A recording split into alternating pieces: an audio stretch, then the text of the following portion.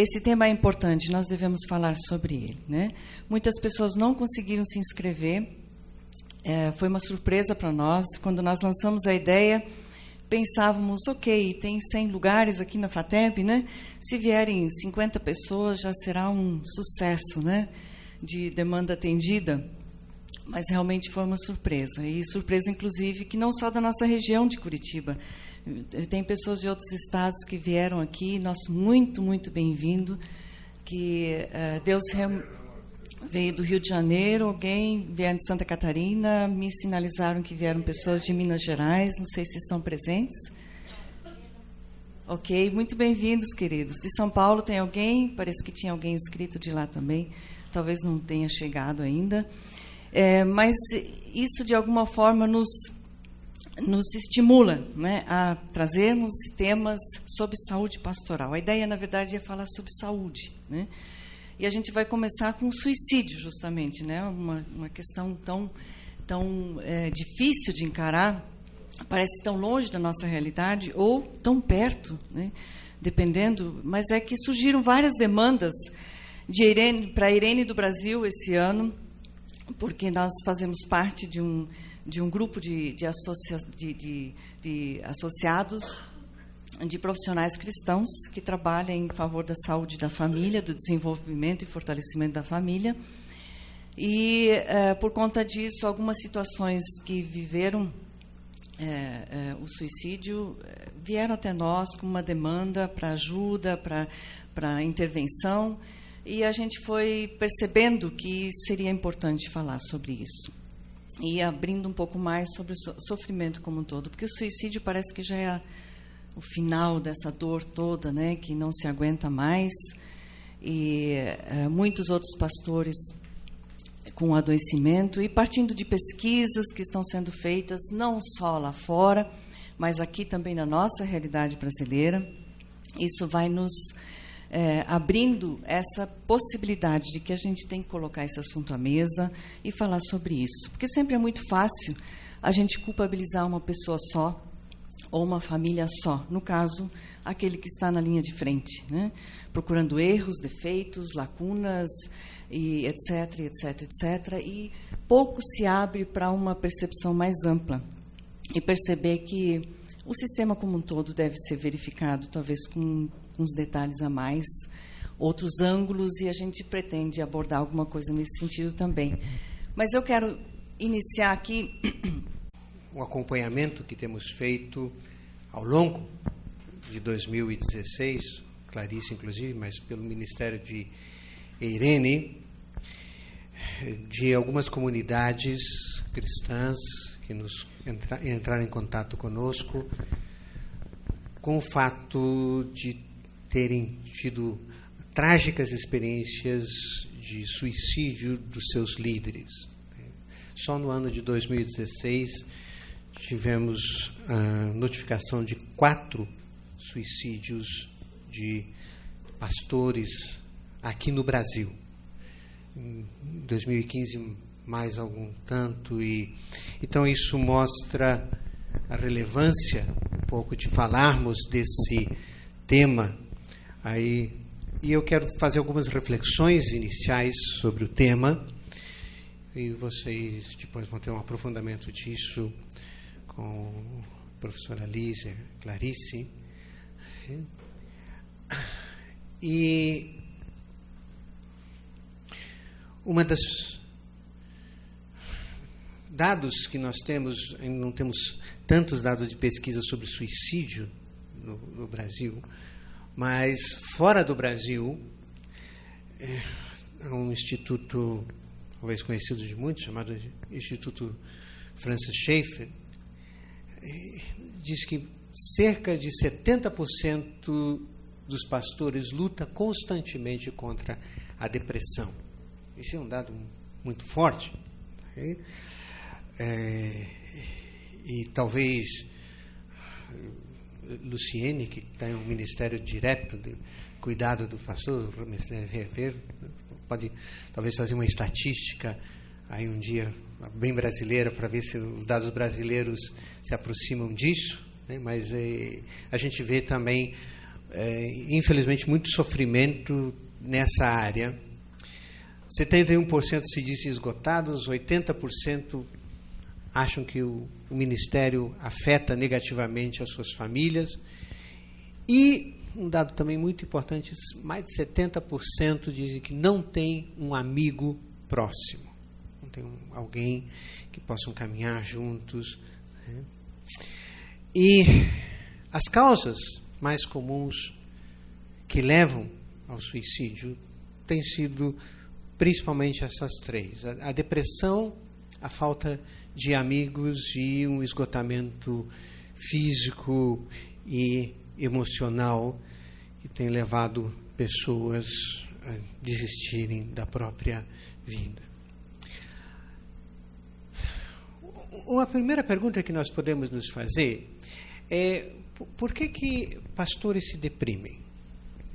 Como um homem de Deus pode ficar tão abatido assim? A pergunta que eu fiz a um grupo que temos também feito uma caminhada, um grupo de uma denominação específica que teve uma dessas situações de suicídio desse ano. E difícil a gente pensar que alguém que passa a sua vida transmitindo esperança perca a esperança. Difícil pensar uma coisa dessa. Como alguém que a vida toda esteve transmitindo aos outros esperança de vida, de repente perde a sua esperança. Mas um grande consolo é de que, se nós olharmos na Bíblia, na Palavra de Deus, nós vamos ver também vários homens e mulheres que tiveram em situações de desespero, de vontade de tirar a vida, de jogar tudo para o alto, por passar por momentos de angústia. Eu não vou me detalhar em cada um deles, mesmo porque isso seria mais uma tarefa pastoral, na qual eu não quero me embrenhar muito com um auditório cheio de pastores. Né? Mas só para nós pensarmos, Jacó teve o seu momento também de angústia, desespero.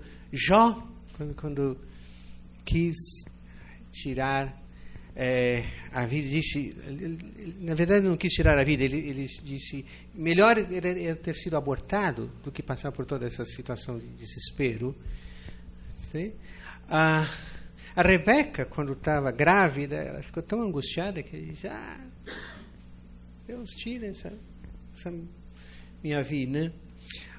Moisés, quando tinha que liderar um povinho osso duro que ele tinha aqui, ele teve alguns momentos que ele disse, Deus, não aguento mais. E não era para aguentar mesmo, esse povo era difícil um pouquinho. Mas principalmente tem uma situação que eu vou me deter mais, que é a situação de Elias. Todo mundo conhece a história de Elias, não vou ler os textos, só coloquei a citação ali, não vou lê-los. Mas Elias teve um ministério de sucesso. Era um sujeito profeta, derrotou os profetas de Baal, fazendo piada. Um sujeito bem-humorado, grite mais alto, quem sabe o Baal está lá no banheiro, ele diz assim, né? Fazendo necessidades, alguma coisa.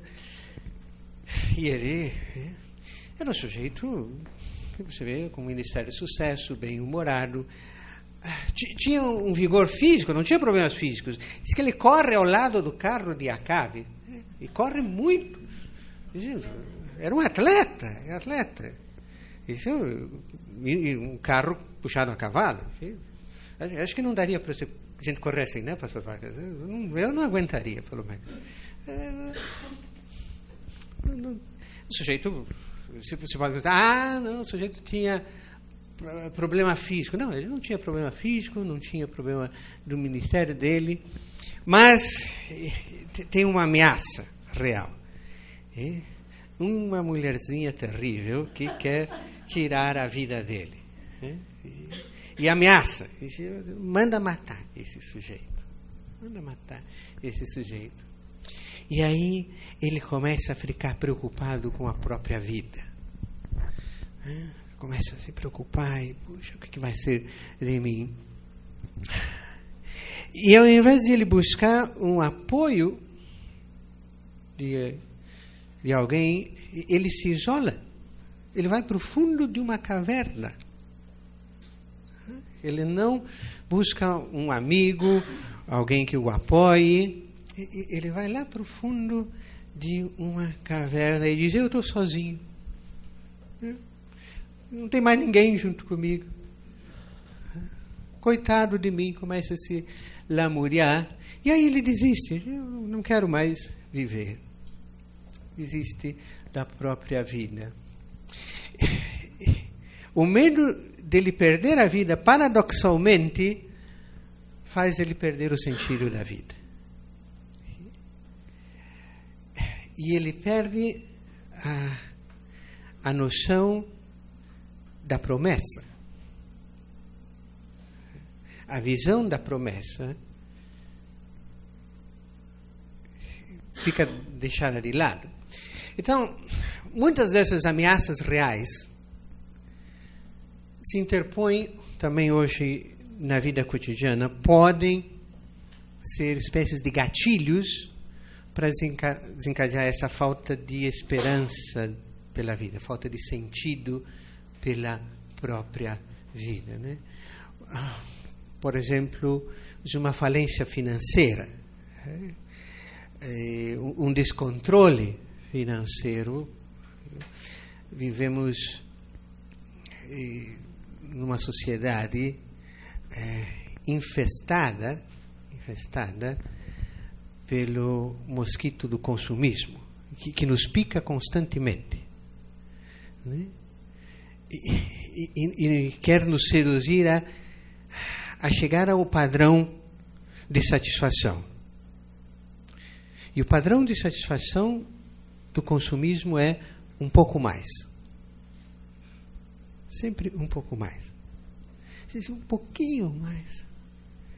Se eu moro debaixo da marquise, mas se eu tiver uma casinha na favela, e se eu tenho uma casinha na favela, se eu tiver uma meia aguinha, e se eu tenho uma meia aguinha, se eu tiver uma casinha com 2 quartos, e aí a gente vê um sujeito como esqueci o nome, aquele que era o tesoureiro do Fernando Collor de Mello,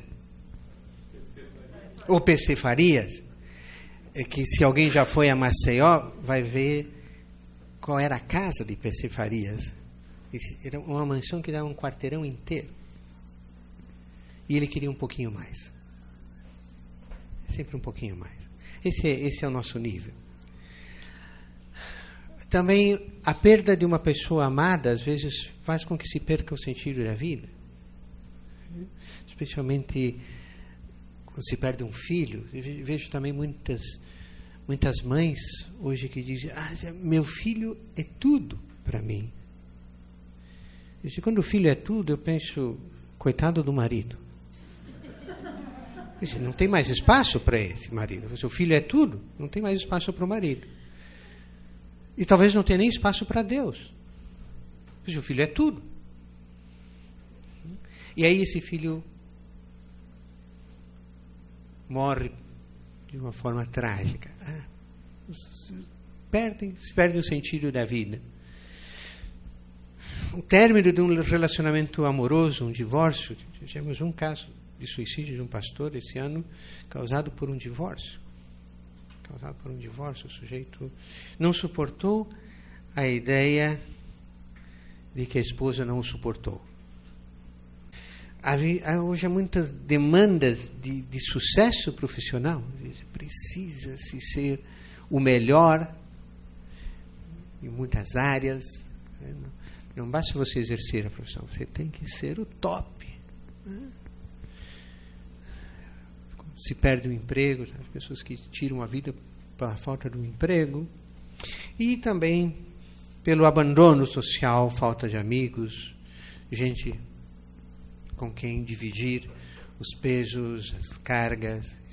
Tudo isso pode gerar uma depressão, perda do sentido de vida e também levar ao suicídio. Dentro do ministério pastoral, uma das coisas que chama muita atenção é a falta de amigos. Pastores, em geral, são pessoas que têm poucos amigos, às vezes nenhum. Às vezes passam... Tem uma comunidade inteira, às vezes 2.000, 5.000 pessoas e não tem um amigo. Um amigo de alma. Um amigo como era a amizade entre Davi e Jonatas. Eles podiam se abrir. Que a alma se apega, como diz a Bíblia, como aconteceu com Davi e Jonatas. E muitas vezes os pastores vão a congressos específicos para pastores, o congresso que há muitos anos, mais de 30 anos, já não sei exatamente que edição que está, é o Congresso da CEPAL, que provavelmente alguns de vocês já foram, se não todos de vocês já foram. 24º? 30º. É mais velho do que eu, 34 anos de encontro de pastores da CEPAL. E os pastores se encontram lá, em geral, contam piadas, contam proezas, falam do crescimento das suas igrejas, etc.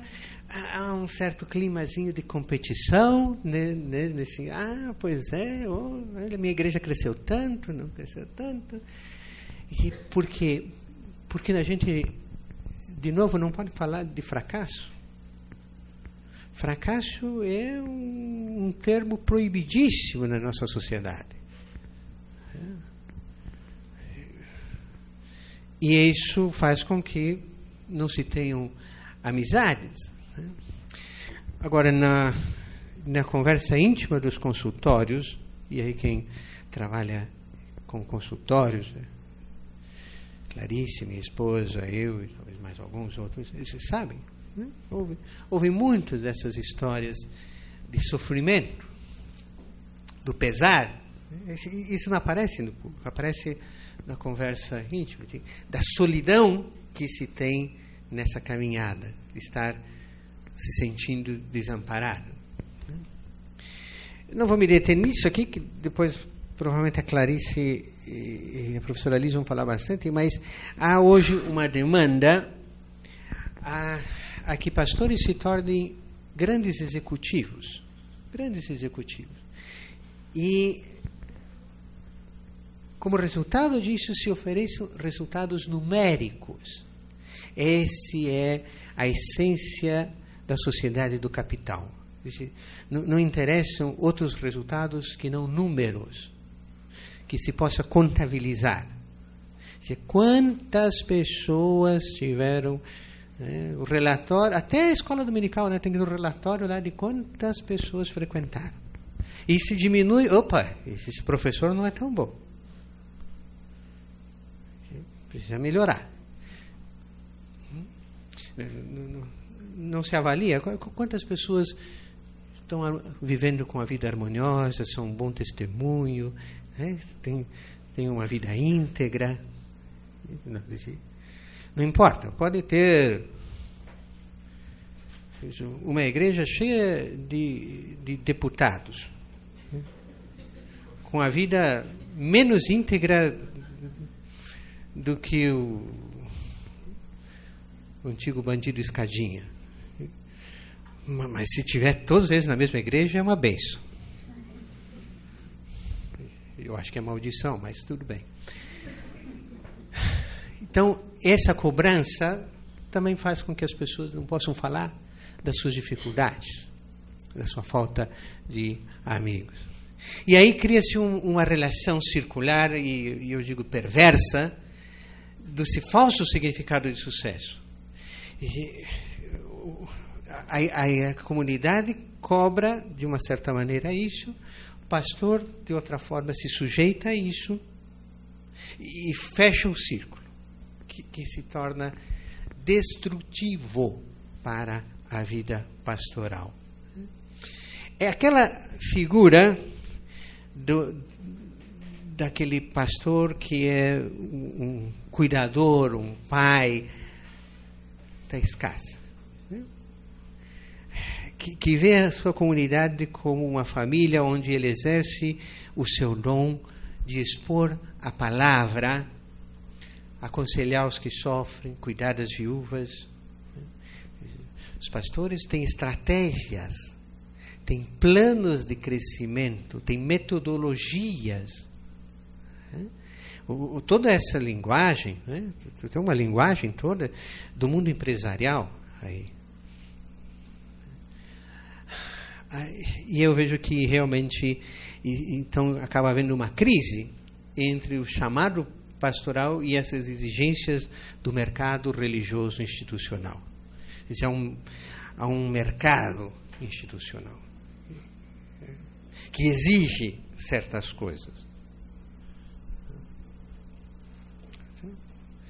Falta, então, essa questão seríssima. O esgotamento físico e o esgotamento emocional é outro dado muito relevante.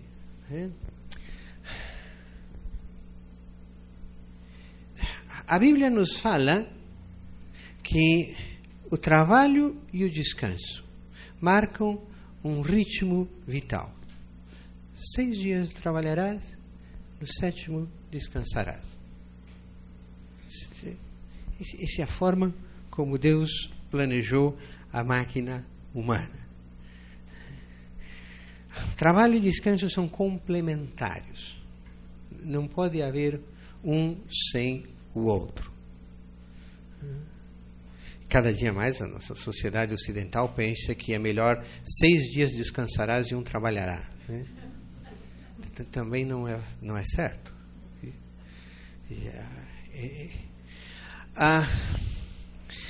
O trabalho é uma iniciativa humana que se articula complementariamente através do descanso com a natureza da própria vida. A vida é essa relação de trabalho e descanso.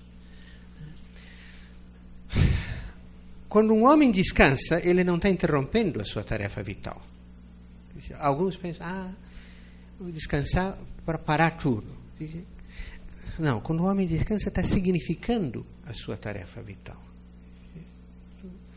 Estou parando para dar um significado àquilo. Outorga um sentido. Trabalha de uma forma confiante que a sua tarefa é só um prolongamento da bondade que se afirma no próprio Deus. Deus nos outorga tarefas para levar o Evangelho ao mundo. A tarefa de alguns de vocês vai ser diante de uma comunidade. A minha tarefa é dentro de um consultório. A outra é numa empresa. São tarefas que são prolongamentos dessa bondade. Por isso, o trabalho não se assegura no rendimento transacional, como a nossa sociedade nos quer fazer crer, mas numa mutualidade originada nessa doação de tempo que nós recebemos como um dom, um presente de Deus. Temos um tempo que Deus nos presenteia, que nós transformamos isso em trabalho. E quando descansamos, isso significa que estamos existencialmente confiados. Aí podemos relaxar e descansar. Crendo que cada um faz o que faz a partir dessa boa vontade, da própria espontaneidade da vida. Descansar significa exatamente ser capaz de nos distanciarmos daquilo que nos torna obsessivos. E eu vou falar um pouquinho mais sobre essa coisa das nossas obsessões. E essa disposição também está ligada à nossa própria corporalidade, ou seja, independente da nossa vontade. Chega a nós. O nosso organismo diz: descanse, pare, relaxe, porque ele está programado para isso. A nossa sociedade de consumo cria certas manobras. Que o descanso vem através de próteses químicas, excesso de álcool. Para descansar, você tem que tomar umas para relaxar. Eu não consigo relaxar, eu tenho que tomar tranquilizante para dormir. Uma prótese. Eu tenho que, para relaxar, fazer todo ano uma viagem maravilhosa. Essas são formas de diversão, relaxamento. Mentiras da sociedade do consumo, que vai nos criando certas obsessões. Perigosas. A obsessão é a insatisfação que é causada lá desde o Éden. Quando você come a fruta proibida e vê que ela não te satisfez, aí você quer algo mais. Aí começa a obsessão. E esse gesto compulsivo, desde a queda, nos leva constantemente a buscar esse algo mais, que não vem. Transformando a mão em garra. Aquilo que eu deveria ter o toque da ternura, fica em algo para pegar. O homem coletor, que catava no chão e hoje cata nas prateleiras do supermercado. Num gesto de tensão, onde você faz uma tensão do antebraço sobre o braço. Quando você pega algo, você sempre faz um gesto de tensão. Quando a Bíblia nos inspira a um gesto de relaxamento, no sentido contrário. Tá? Abra a mão, entregue. Toma para você. Quando nós pegamos isso vai nos tornando obsessivos. Eu quero mais.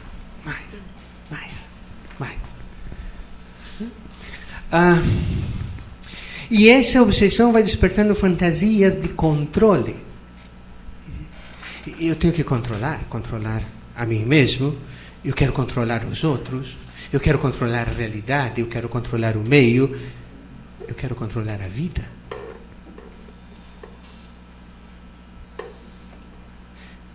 Que não tem controle. Que em um momento faz um avião cair e perde-se um time de futebol inteiro. Quem tem controle sobre isso? Ninguém.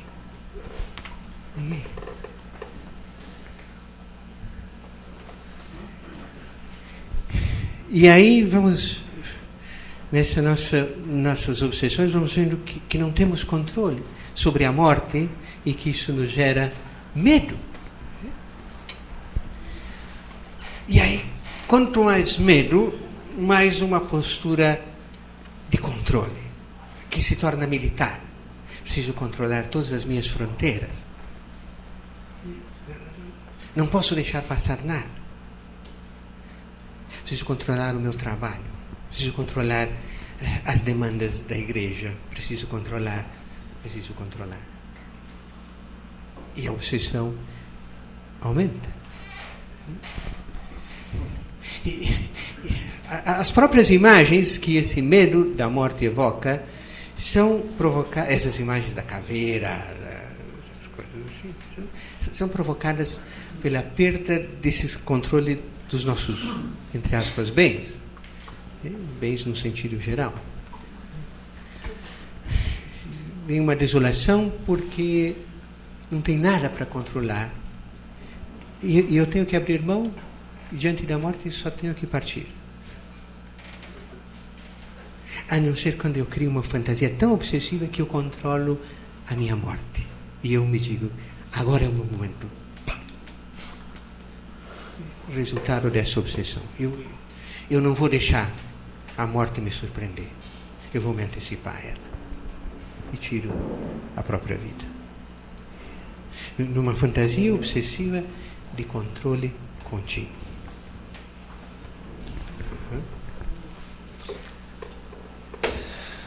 Para finalizar, algumas alternativas.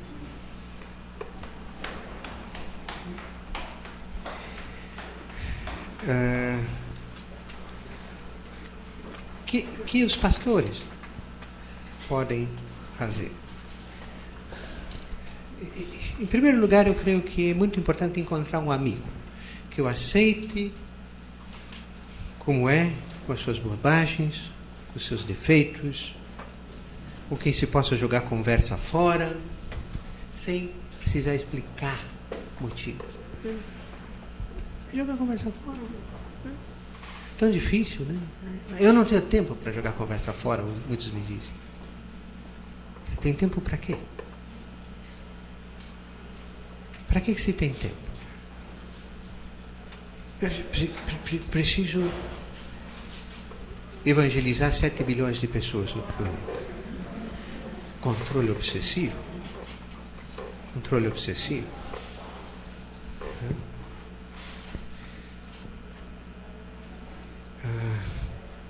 Você precisa evangelizar aquelas pessoas que Deus coloca para você evangelizar.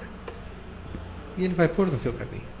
São encomendadas, emparentadas, para caminhar com elas. Outra coisa é, se está sob estresse, procure um conselheiro ou um terapeuta de confiança para se poder abrir a alma. Isso é muito importante. Ter tempo para o Shabbat, para o dia do descanso, fora de um padrão compulsivo. E ter o descanso pelo descanso, não o descanso da prótese, não o descanso artificial. Descobrir a importância do descanso relacional, ou seja, o bom descanso não é aquele que você passa o dia inteiro dormindo. O bom descanso é aquele que você passa o dia inteiro com alguém. Para relaxar. Não para fazer tarefas. Estar com alguém para jogar a conversa fora. Sair para caminhar com alguém. Caminhar é ótimo porque você exercita o músculo das pernas e da língua ao mesmo tempo. Caminhando, você vai exercitando. Falando, conversando. E estar atento a essas relações que eu chamo de escalonamento sacrificial. Vai nesse crescente de que eu me sacrifico, a cobrança eu me sacrifico. Especialmente nas comunidades onde também tem alguns membros obsessivos que querem sempre mais números. O que as instituições podem ajudar? Promover encontros de pastores com caráter terapêutico curador. Temos já algumas iniciativas, poucas, mas temos. O Ministério do Rever, o Ministério do Oásis, onde as pessoas possam ir, não para contar proezas, mas para partilhar vida, para fazer essas coisas. diminuir essa pressão de resultados numéricos sobre a função pastoral. Isso a comunidade pode fazer. Não precisa ter tantos números. Não? Precisa ter um sentimento de família na comunidade. Quanto maior a quantidade, mais dificuldade de se ter a ideia de que somos família. Família que nos chamamos de irmão. Estar atento, as instituições precisam estar atentos a um padrão mínimo de orçamento, salário pastoral, para que o pastor e a família não passem privações. Eu sempre me preocupo, às vezes, com organizações que se orgulham de que, olha, o pastor anda com o sapato furado, viu? Isso é um sinal de dedicação para o ministério. Isso é um sinal de descuido da organização. Não é de dedicação para o ministério. Claro, não precisa viver nababescamente. Não precisa morar na melhor mansão da cidade, nem estar no padrão 50 vezes acima de qualquer membro da comunidade. Precisa viver com dignidade. Essa é a diferença. E desmistificar essas pseudo-hierarquizações de papéis e poder, que às vezes essas brigas e bestas dentro de denominações e instituições, querendo poder. Somos todos humanos. Que Deus deu dons diferentes e precisamos aprender isso. E um dom não é melhor que o outro. Nem tem maior ou menor galardão depois do céu. Quem tem maior galardão é você cumprir ou não aquele dom que Deus te deu. Esconda isso e vai levar uma bela bronca quando chegar lá em cima. Multiplique isso e vai ouvir servo bom e fiel. Para quebrar as nossas obsessões, é preciso entender que somos chamados. Há uma promessa. E dentro dessa promessa, precisamos descansar.